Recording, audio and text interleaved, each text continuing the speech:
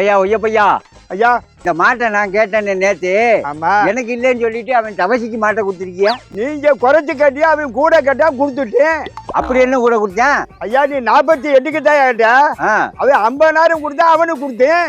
அட என்னையா 50,000க்கு தாரேன்னா நான் வாங்கியிருப்பேன்ல. நீங்க 55,000 சொன்னீங்க. சரி விடுங்க, இப்ப நான் 52,000 தாரேன். மாட்டை எனக்கு கொடுங்க. அது இல்லையா, நான் 1000 ரூபா அட்வான்ஸ் வாங்கிட்டேன். அவன் இப்ப பால் வரைக்கும் வாரம் இருக்கிறேன். ஐயா வாங்க பேசிப்போம். சரி. அட்வான்ஸ் வாங்கிட்டங்கிறக்காக கொடுக்கணும்னு கட்டாயம் இல்லை. உங்களுக்கு கோல்மால் நல்லா தெரியுமே. ஆமா. ஏதாவது ஒரு யோசனையை சொல்லுங்க. சரி சொல்லிட்டு மாட்டை எனக்கு கொடுங்க. சரி உனக்கு தாரையா. ஐயா 2,000 கூட தரேன்னு தாரேங்கிறிய.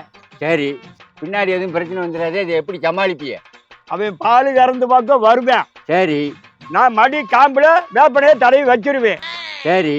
கண்ணுக்குட்டி அவுத்து விட்டா அது காம்பு கட்டக்குன்னு முட்டும். அது முட்டு தாங்க முடியாம உதைக்கும். அது வேண்டாம் பண்ணிட்டு போயிடுவேன்.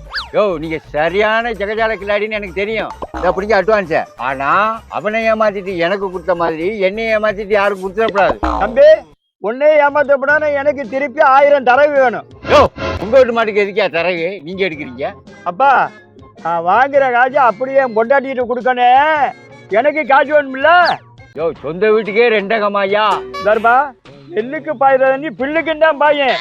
அதை பத்தி நீ பேசப்படாது. உனக்கு மாடு வேணுமா வேண்டாமா, இந்த படி அட்வான்ஸ் நீ. யா உலக மகா பிராடே, மாடை பத்திரமா நீங்களே வச்சுக்கங்க. நான் வாரேன்.